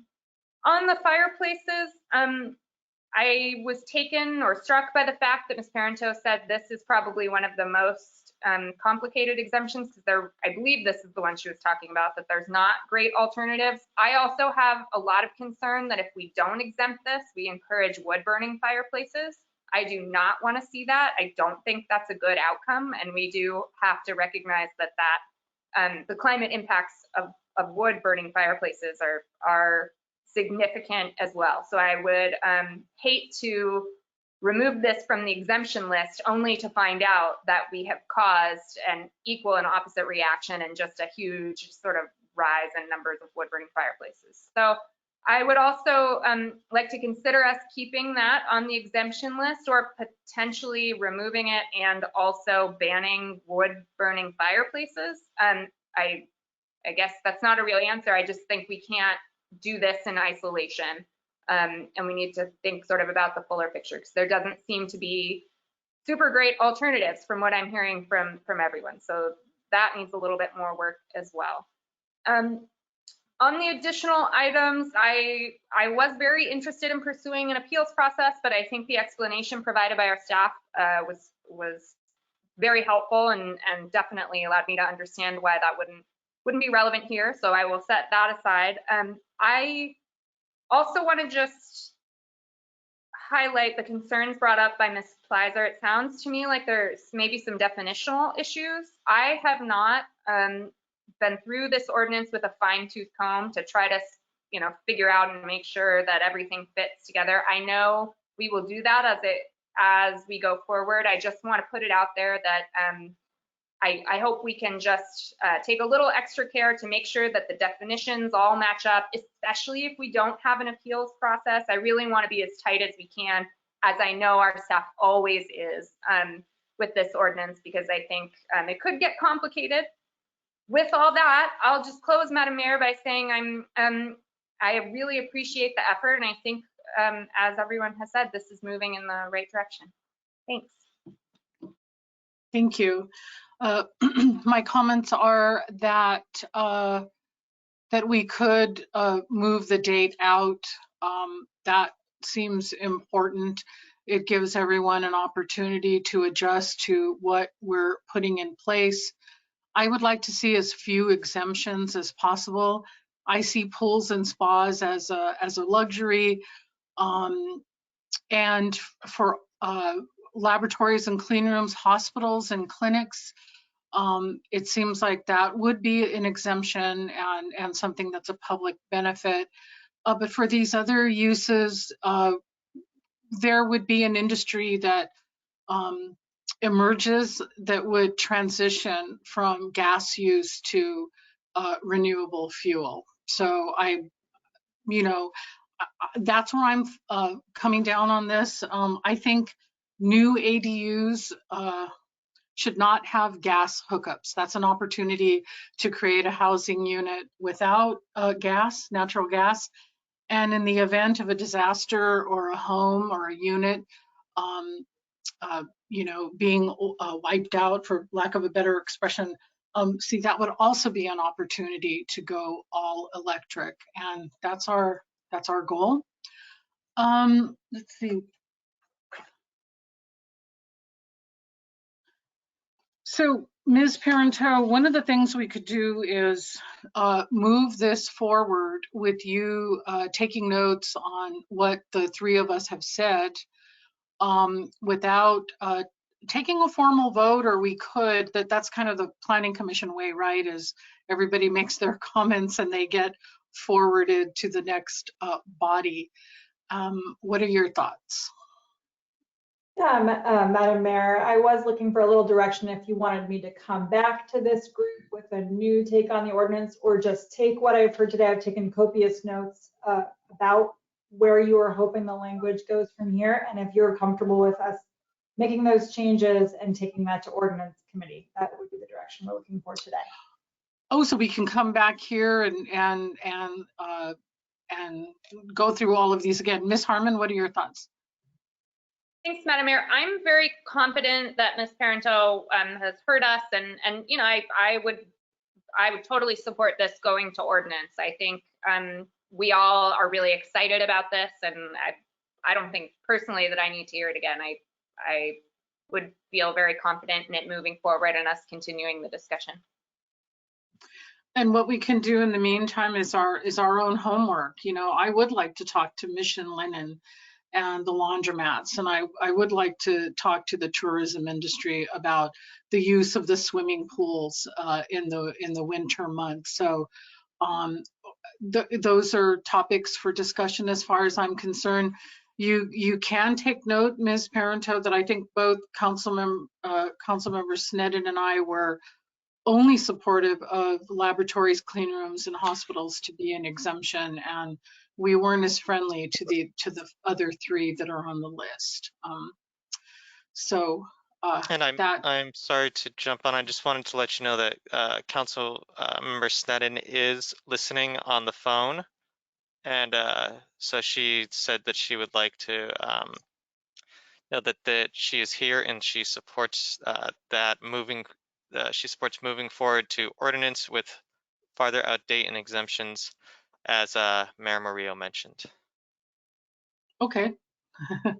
We're doing our best with this. If I could just jump in, it's not that I would like to necessarily see more exemptions. I just, again, have concerns if we don't exempt fireplaces, we will cause more wood burning fireplaces. So the point of me making those comments is not to say that I need to see more exemptions, but rather I think we need to think critically about our ultimate goal and make sure that, you know, we take a full body view of it, because we don't live in a vacuum, and to just not exempt fireplaces and then lead to a worse result is really not smart. So I'm right there with you. I just want to do the most possible and the most efficient and be the most efficient about it. So I think it's just important to make that point. I'm not advocating for anything in particular other than just making sure we know what we're doing and what we're getting into. Thanks. Thank you for your patience with my shorthand, Ms. Harmon.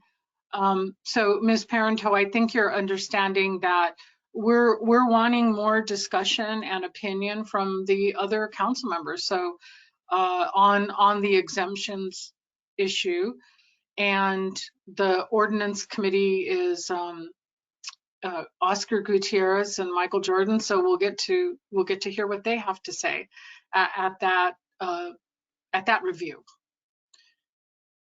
Do you have enough direction from us? Thank you, Madam Mayor. I just wanted to recap what I have heard and just make sure that I'm on the right track. And I do appreciate what Councilmember Harmon did just mention, because I think that there is both an opportunity to amend the language based on today's feedback and to provide maybe more context or education around the other items like fireplaces and the implications of wood burning fireplaces.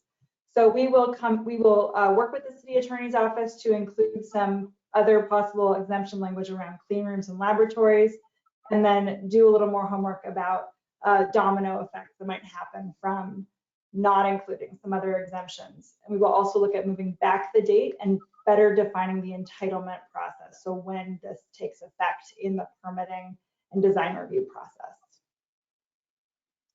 I would add that Mr. Henschke should also stay engaged as to the appeal process. That could be something that other council members would be interested in general. So I like to assure the public and everyone who's engaged that we're trying to narrow our road and get to a decision, but we're still having a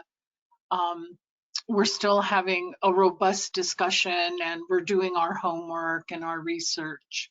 I'm seeing that we might have missed a public comment, and we don't want to leave anybody behind. Mr. Moen, is there someone there? Yes, there is. It's Jonathan Ullman, and I do apologize about that, Mr. Ullman.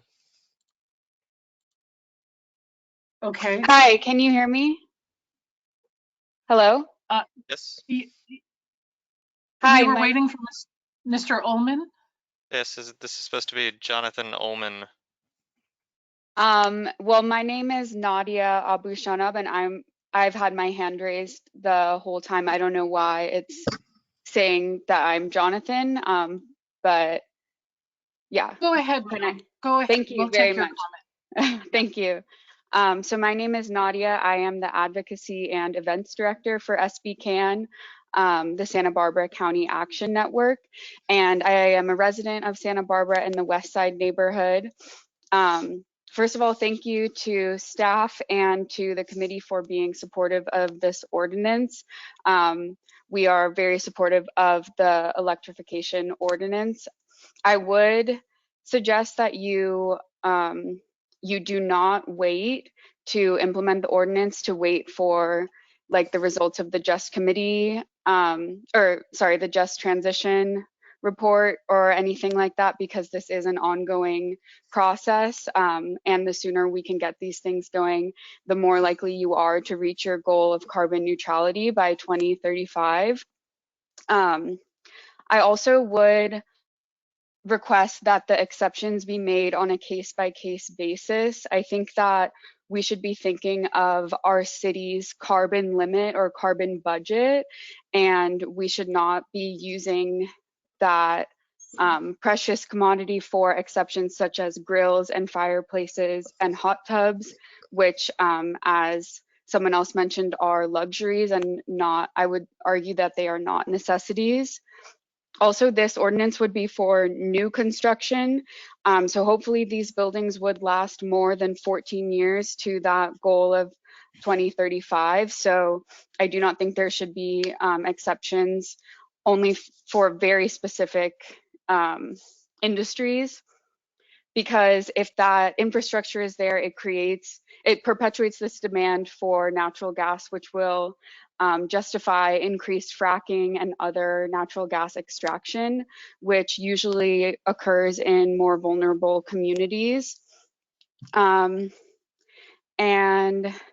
yeah, I think that is all I have to say. Thank you for hearing my comment, and yeah, thank you to staff for putting this together. Glad we could have you speak. Thanks. We'll close public comment. And did you need anything else from us, Ms. Parento, to go forward? No, Madam Mayor, I think we're all set, and we got a lot of great information today to inform our visit to the Ordinance Committee. Did you have in the presentation an estimated time to go to Ordinance? Not yet, Madam Mayor, but we do. We have a reach code interested parties list, and so we will plan to keep everyone on that list apprised of when we go back. But no, we have not started the process of being agendized. Okay, we'll close this item, and we will also adjourn the meeting as it's the end of our agenda. Meeting adjourned.